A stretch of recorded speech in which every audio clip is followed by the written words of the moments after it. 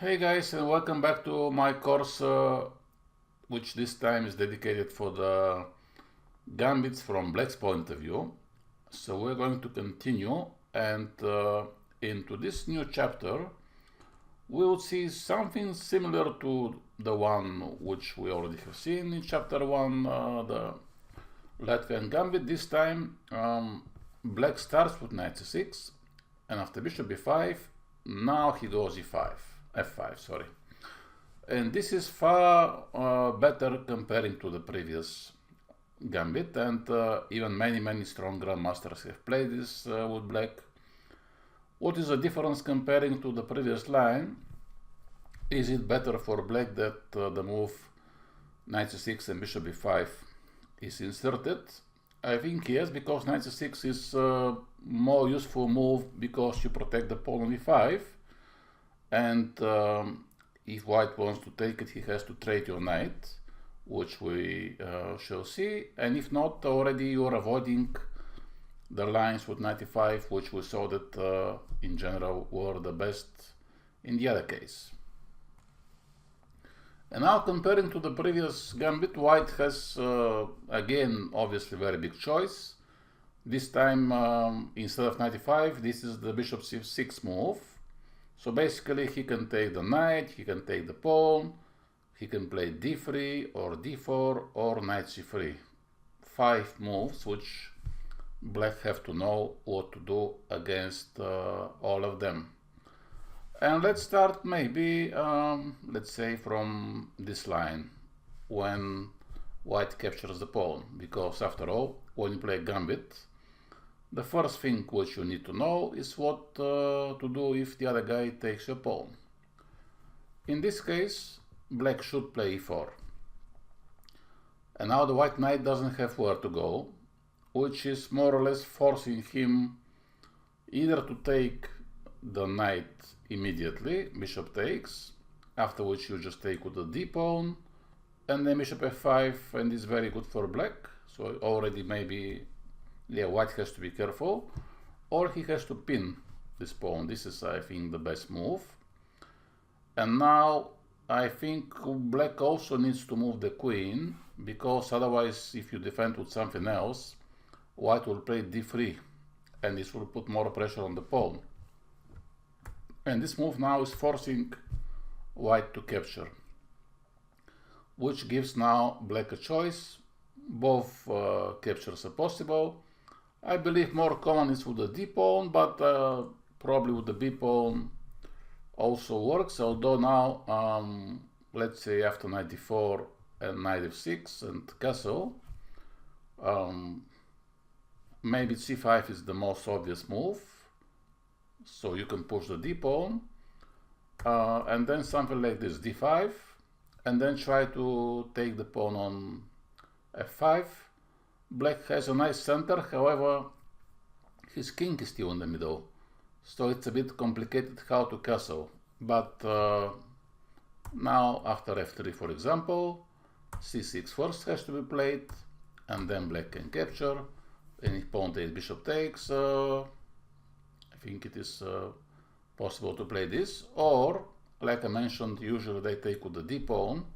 In general, in Ruy Lopez, you know that most of the time black takes with the d pawn in order to open the bishop, and something like this could be played now. Queen e5, attacking the knight, and now queen h5 check. It's not good because g6.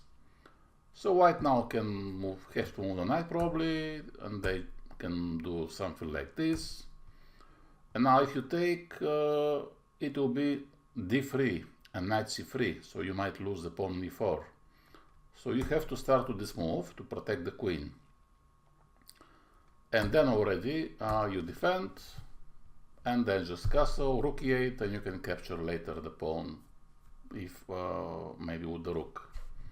Overall, as usual, this move pawn takes f5 is not so promising for white.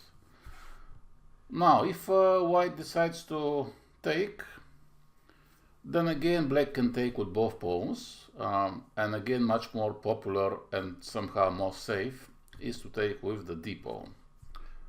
And the point is like basically like in the normal Ruy Lopez without f5, with a6, that this move always runs to queen d4. And then after queen h5, g6, you can actually take on g6 because the queen is defending the rook on h8. This is the difference with f5 inserted.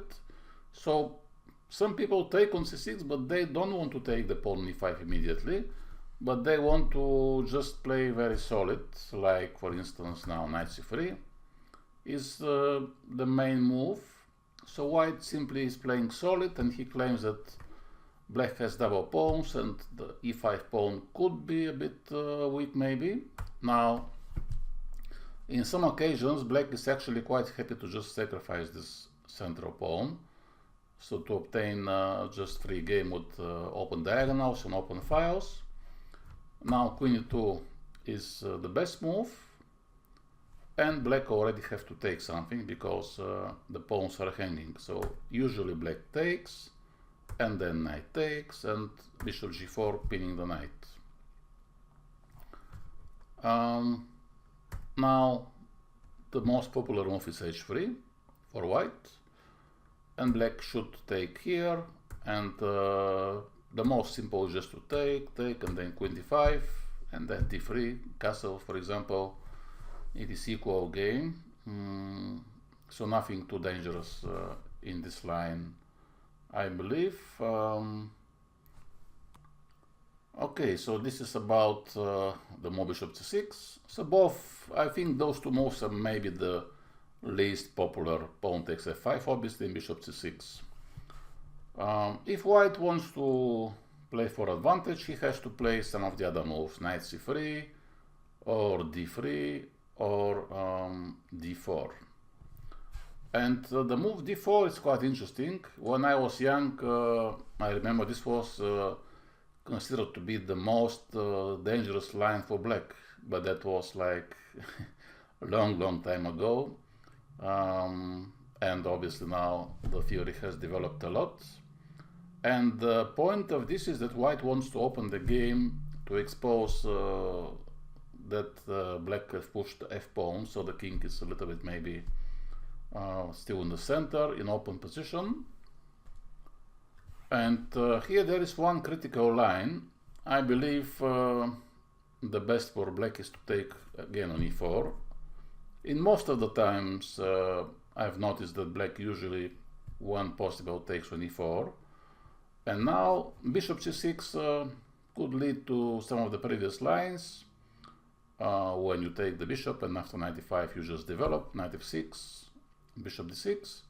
But the point is that white can take with a knight. And long time ago, like I said, but even now, I see that almost all the people here take knight e5. So we shall see, of course, the main line.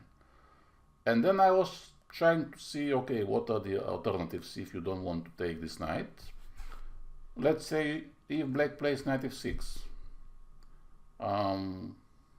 Okay, white can play whatever he wants, but for example, castle, and black just develops. So the plan is to castle next, and then, then to try to develop.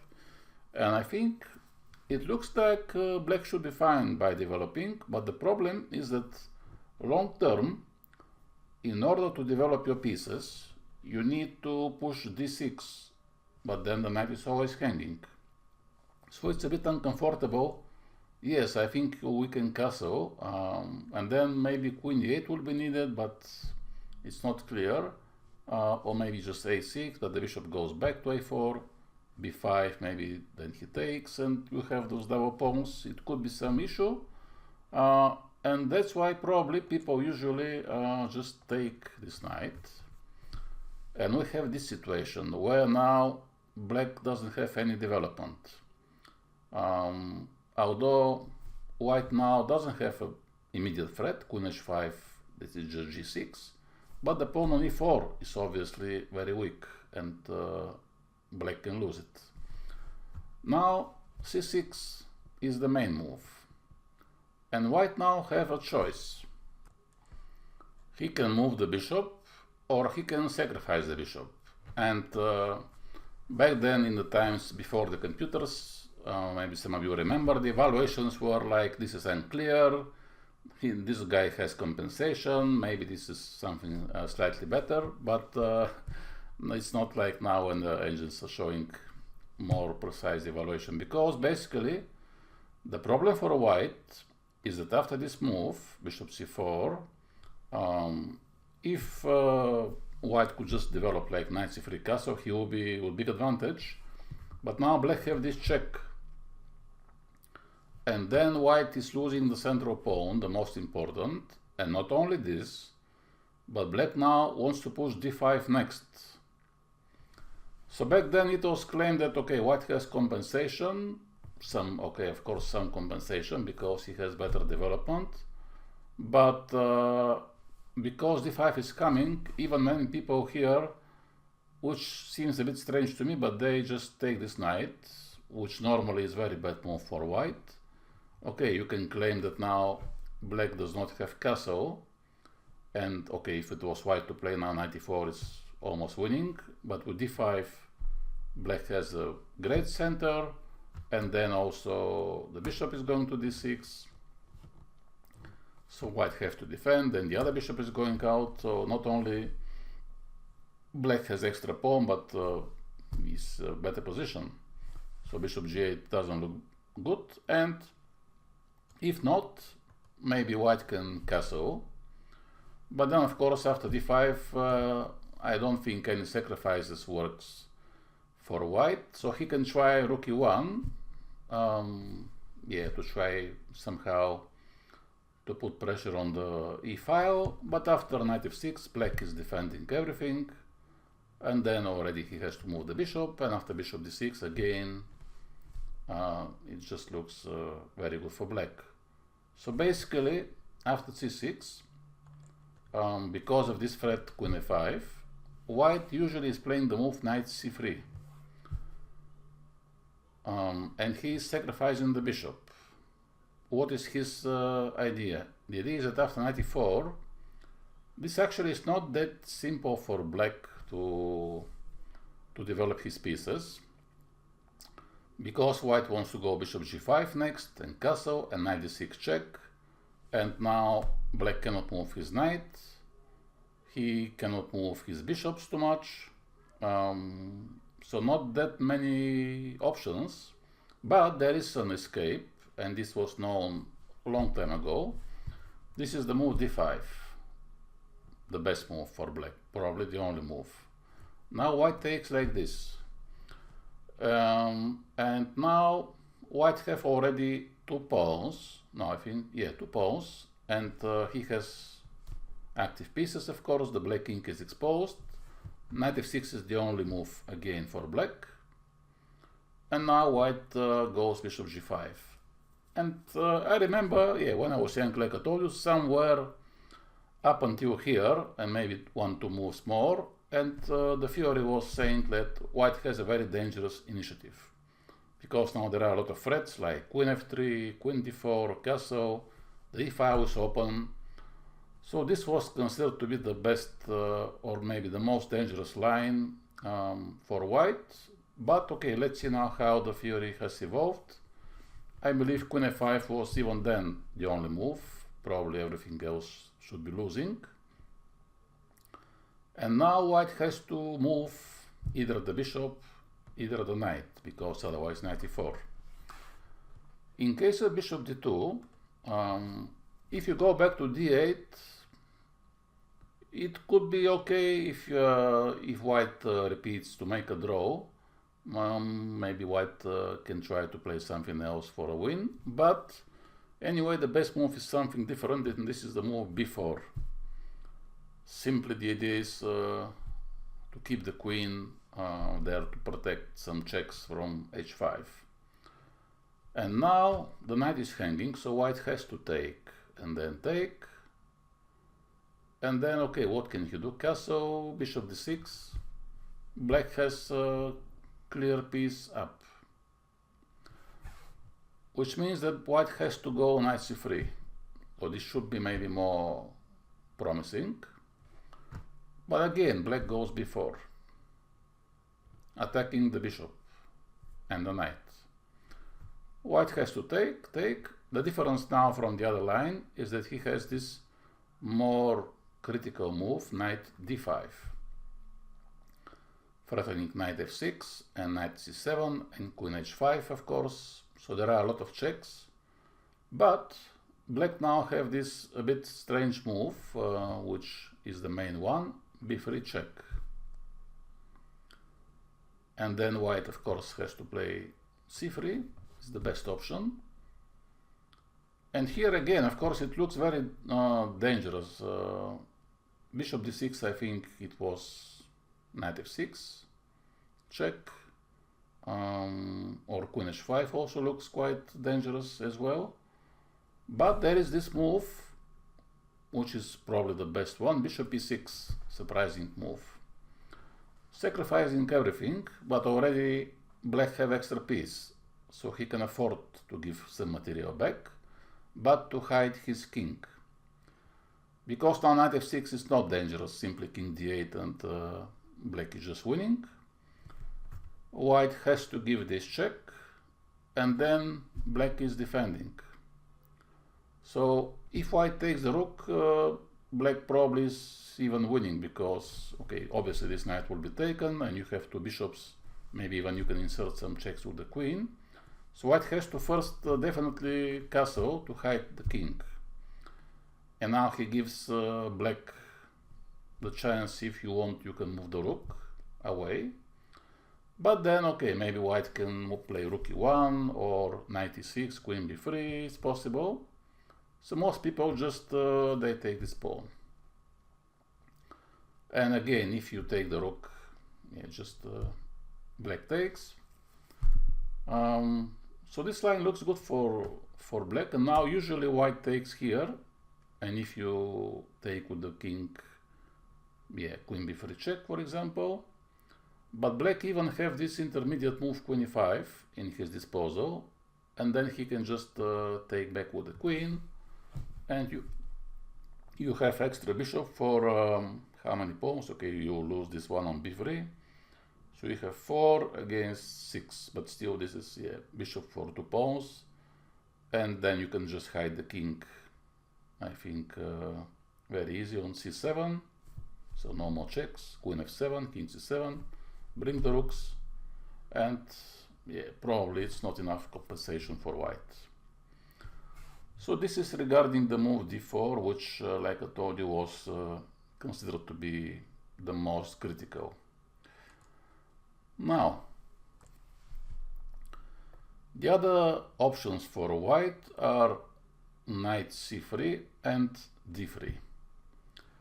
And I think today probably d3 has maybe the best reputation, because, okay, this is a move which looks a bit passive for white, you can say, but white in this case doesn't want to punish black for the fact that he has played f5 and such a risky line, so he just wants to play a solid moves to develop and just to be okay, maybe to get some slight advantage, which is perfectly fine. So d3, now there are not that many complications. Black has tried different moves, but I think by far the main move is pawn takes, and then pawn takes, and now knight f6. So here,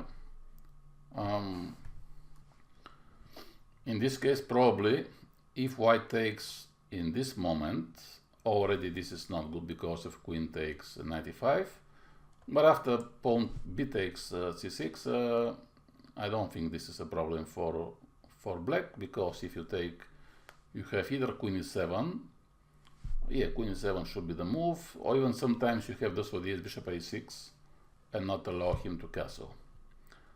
So after knight f6, usually white simply castles. And now, this is an important moment for black to choose between one active but risky line or one solid line, which, okay, maybe a bit passive, but it's more solid. Because you have to decide what to do with this bishop. If you want to get it more active, you can go to c5. Or you can play d6 just to defend everything.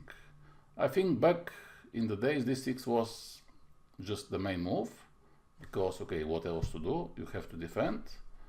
And then black, okay, he wants to develop, and white was trying sometimes, for example, some people used to play bishop c4 to not allow you to castle, but then white doesn't have any threats and you can just go bishop g4, queen d7, maybe even castle queenside. Another very well-known kind of trap is one of the main moves, which is queen d3. And of course the idea is that if you castle, then just they take, and they give this check and they take the pawn. So this is something which you have to have in mind. And now bishop d7 is one move possible, but then maybe they can put something on c4, and you cannot castle, and the bishop on d7 is somehow blocking your pieces.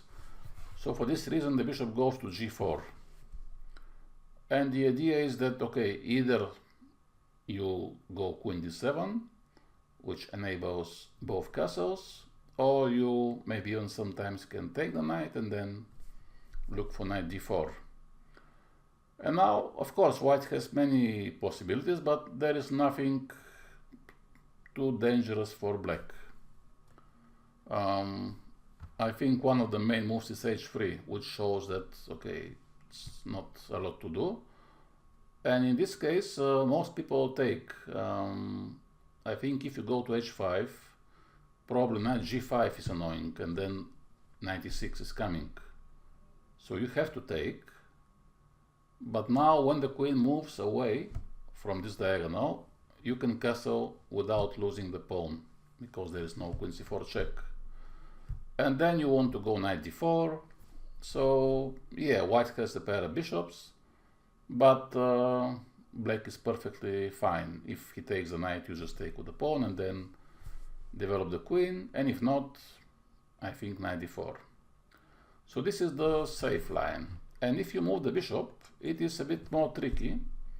Again, of course, now white has various moves like knight c3, bishop g5, bishop c6, many options, but the critical line, of course, is what if he takes. This is what we have to know. Then black have to take with this pawn, and now white just wins the pawn. So where is the compensation? Okay, the compensation is like that when you castle, now again there are many moves, but knight c3 is probably the best, and now black goes d6. And if white takes the pawn on c6, then his knight will be having some problems, although of course he is not losing, but most people don't take on c6. If white takes queen e8, and then let's say knight d4, and you can just take the pawn back. Rook e1 is not dangerous because of knight takes c3. So the main moves are knight a4, I believe, is the most popular move, and knight d3. In case of knight a4, most people move the queen to e8. If knight c5, queen e5, so white moves the knight back. And now interesting is to go bishop g4, because if queen d2, knight e4, so this is the only move, and then you move the bishop to d4, and after c3 they go back. I'm not exactly sure what was the point of provoking c3, but I don't think it makes a huge difference. Maybe that the knight cannot go back to c3 for white, and now more or less he probably is forced to take on b6, after which black can take with the a pawn, and okay, black will be a pawn down, but he has a good compensation. And I also saw here recently, okay, there was one game of Nakamura where he simply took the pawn.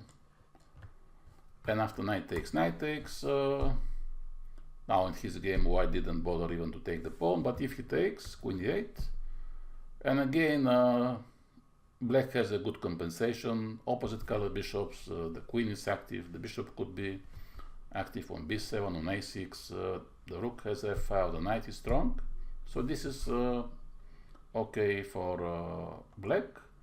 Knight e4. If they go immediately knight e3, this is the other main line, bishop d4 again. So queen e1, this is more or less the best move. All the other moves are just not good. And now queen e8, putting more pressure on the pawn. And white cannot defend the pawn really, he has to develop. And then black just takes with the queen.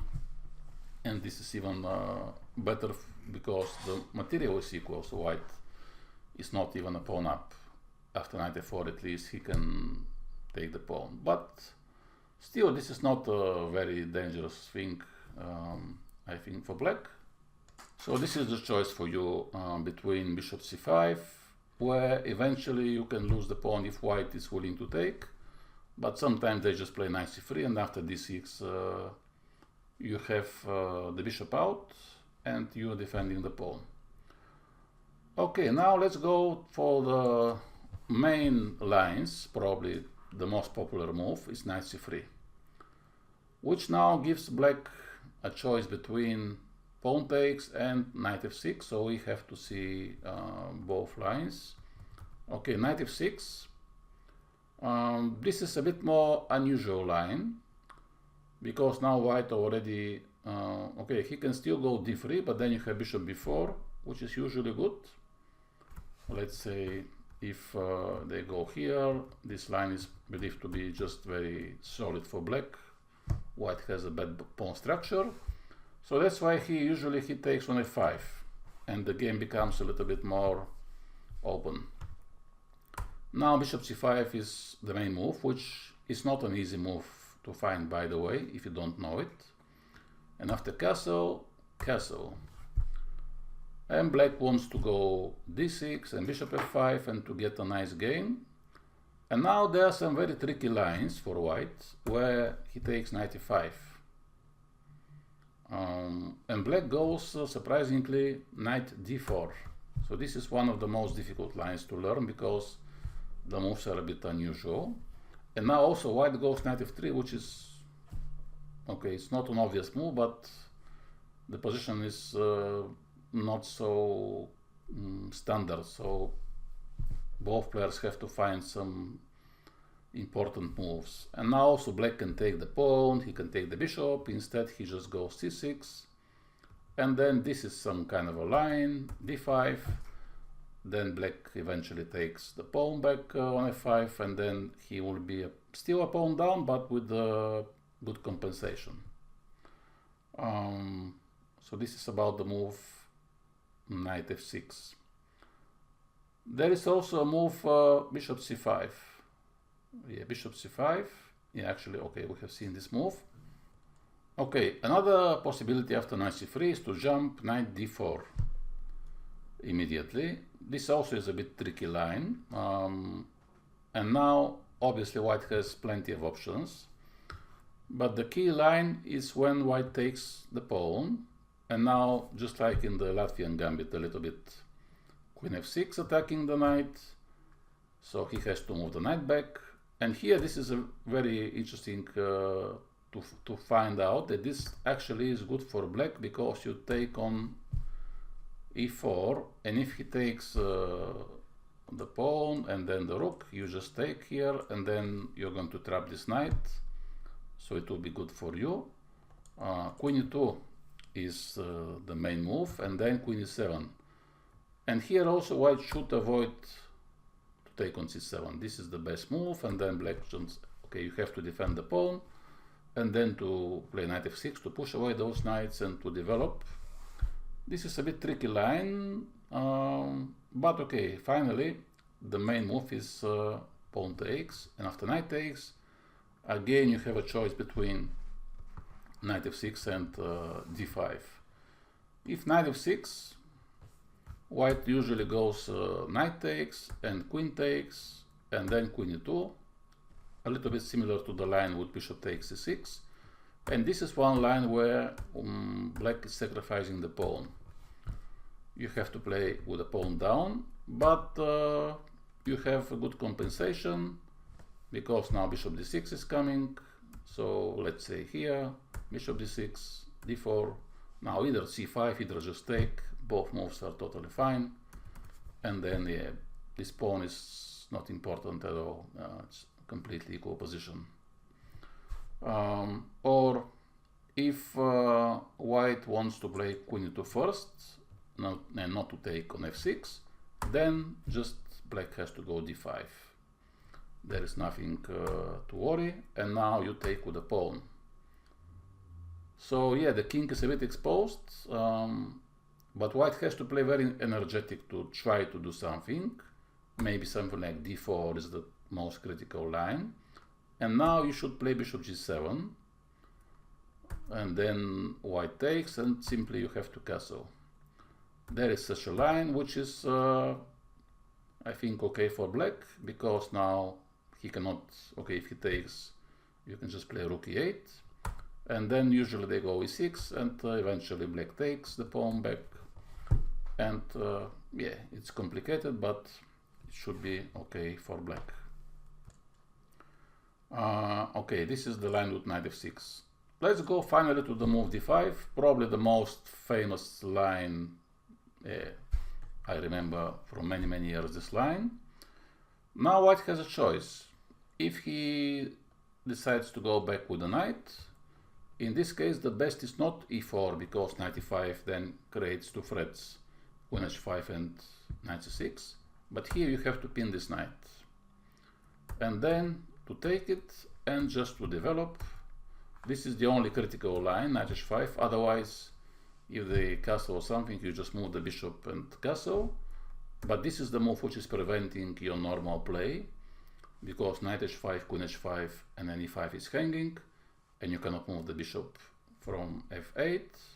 But you can play queen d6. This is the best, and this enables now to castle queenside.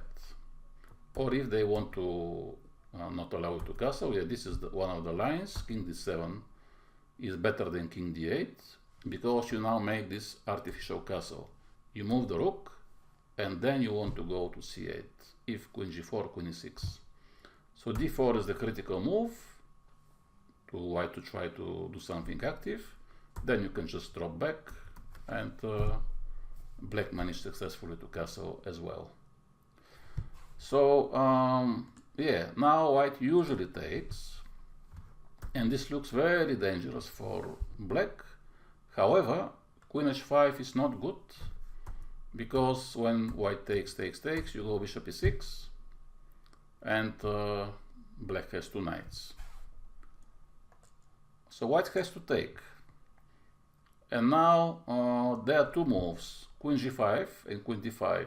Queen g5 is better. The problem with queen d5 could be that c4 is coming. There is a lot of theory, of course. Now queen d6.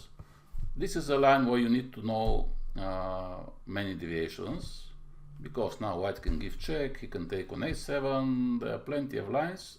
The main one is this, bishop here, takes, check, g6, check here, and now knight b5, and now c6. It's not so dangerous if they take the rook. You go bishop g7, knight f6, so they have to find this move, which is very difficult with white to remember all those strange moves. And even you have to find here, this is, I think, the move which they usually play, but it's not an obvious move. And also black now doesn't trade the queens, which is interesting. So this is forcing finally white to capture, and then knight f6 trapping the queen. So the idea is to play rook d8 and bishop g7. So white has to play b3 to bring the bishop, and this is very long line and very difficult to remember.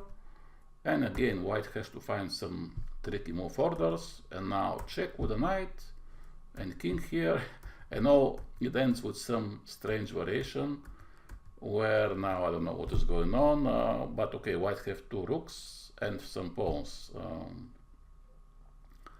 Yeah, so it is complicated. Maybe white is better. But yeah, this is the reason why queen d5 is not that popular, and queen g5 is considered to be the main move. And after queen g5, queen e2 is the best move for white to defend the bishop and to put pressure on e4, and now black has to play knight f6. And here again there are many deviations. Knight a7, f4 is the main move, but knight a7 is very interesting. Black usually goes here, and now this is one line where if queen e4, just king d8, and then queen b7, and then you take, queen g2, and then you have bishop c5, and rook e8 is winning for black. But of course, okay, here white can play f4 first, but then you go queen c5 to try to trap this knight. So he tries to escape, and you take the c2 pawn to defend everything, and then they go here, and then black gives check. This is some sideline, but I have seen some strong GMs to play this with white as well. And now castle, for example, and black is a pawn down. Yeah, there is some compensation, but already same game. So yeah, it is maybe not so bad to try also for white some sideline where you keep your pawn. But the main move is f4 from white's point of view, in order to protect the g2 pawn. Now black has to take, and again there are knight a7, there are many moves. Let's go to see the main line, c6, and now d4, queen h4 check, g3, and queen h3. Now if white takes on c6, he can do this in many occasions. You have to remember that it's not the end of the world. You just play a6 to force the bishop to go to a4, otherwise you take the bishop. And then when he goes there, then you play bishop d7, because the bishop is not defended. If you played before, he can play knight e5, but now you take the bishop. So this is the idea. And again, there are many options. This is the most popular move, bishop c4, threatening some checks. Black has to play here. And now white is choosing between bishop f4 and bishop g5. Both are equally played, but bishop g5 seems kind of more critical line, because bishop f4 is just not attacking. But anyway, in both cases, black should simply castle queenside and then put the bishop on d6, no matter where white is moving his bishop, and then just bring the rook to e8. So yeah, white have tried here many options. Knight f7, for example, take, rook f8, and here the material is even, and the game is more or less equal.